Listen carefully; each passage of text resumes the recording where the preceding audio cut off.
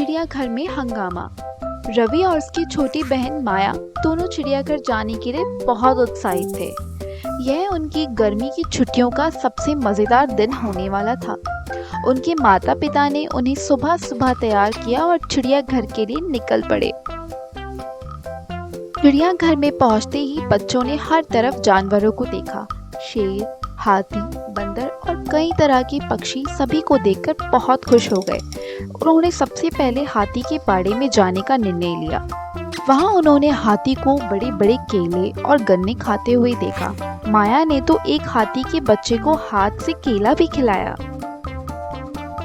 इसके बाद वे शेर के बाड़े की ओर बढ़े।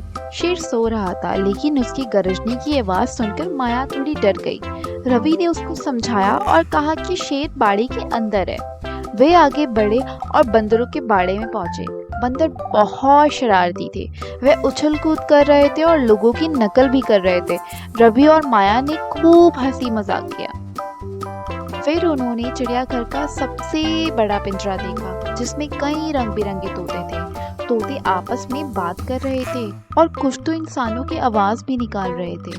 अचानक एक तोते का पिंजरा खुल गया और तोते बाहर आने लगे और चिड़ियाघर में हंगामा मच गया। लोग इधर उधर भागने लगे और चिड़ियाघर के कर्मचारी तोतों को पकड़ने की कोशिश करने लगे। रवि और माया को ये देखकर बहुत मजा आ रहा था। माया ने तो एक तोते को अपने कंधे पर बिठा लिया और रवि ने उसकी फोटो खींची। थोड़ी देर बाद चिड़ियाघर के कर्मचारी ने सभी तोतों को वापस पिंजरे में बंद कर दिया।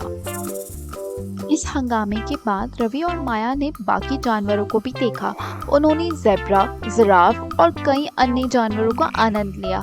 शाम होने पर वह अपने माता पिता के साथ घर लौट आए। रास्ते में वह चिड़ियाघर में हुए हंगामे की बातें करने लगे और खूब हंसे। रवि और माया के लिए यह दिन बहुत खास था। उन्होंने केवल कई जानवरों को नहीं देखा, बल्कि एक अनोखा अनुभव भी किया। चिड़ियाघर में हुए हंगामे ने उसकी छुट्टियों को और भी यादगार बना दिया।